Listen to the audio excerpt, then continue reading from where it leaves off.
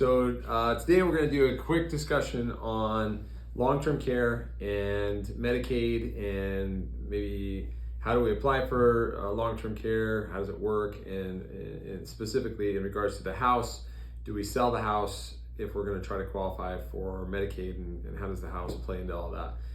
The first thing to always consider for long-term care is how are we going to pay for long-term care? And there's really only three options to pay for long-term care. You're either going to have long-term care insurance that you're going to pay for, and that will cover your long-term care when you need to go into long-term care.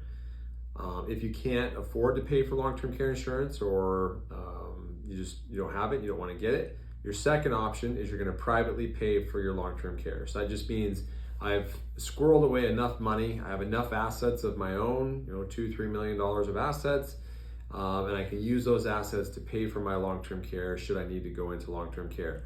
Always realize the average stay in a long-term care facility today is about 3 years, and the average cost today in Maricopa County is going to run you about $8,000. So as long as you have enough to pay for that amount of time in your private assets, your brokerage account, your stocks, your bonds, your mutual funds, whatever, then that's how you're going to pay for your long-term care. The third way is to qualify for some type of government program. And the type of government program we're talking about here is Medicaid, not Medicare, but Medicaid.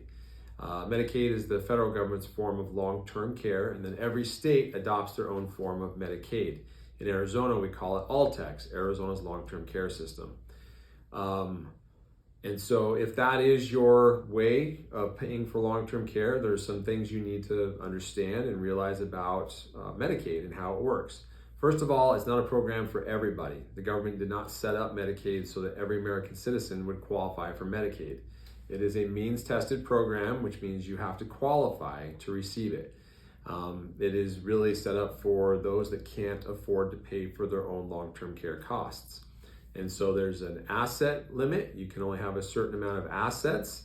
You can only have a certain amount of income coming in. If you're over those limits, you won't qualify unless you do some things to qualify. And the third test is a health test. So they're going to send a caseworker out and interview you and make sure that you cannot do certain things that they call activities of daily living. And they'll give you a score based on what you can and can't do, like feed yourself, clothe yourself, transport yourself from point A to point B, and stuff like that. So that only fits in the Medicaid category, right? If I have long-term care insurance, none of these things matter. If I'm in a privately pay, none of these things matter. It's only if if my plan to pay for long-term care is Medicaid to pay for long-term care. So one of the assets that they're going to look at to see if you qualify for long-term care is for Medicaid is your home. But if our home is under a certain dollar amount, they're not going to care that you have a home. It's not going to count against you. It's what they call a non-countable resource to qualify for Medicaid. So sometimes clients come in, they say, Dave, I'm trying to get my wife qualified for Medicaid, and we have our home, and I want to sell the home so that we can qualify her for Medicaid. Remember that the home typically is a non-countable resource, meaning Medicaid doesn't care that you have it. But if you sell the home and you get $600,000, $700,000, $800,000 from the sale of the home, now you have cash sitting in your bank account that is a countable resource. So you took something that was a non-countable resource for Medicaid purposes, and you've turned it into a countable resource for Medicaid purposes now, which means you're going to have a harder time qualifying for Medicaid.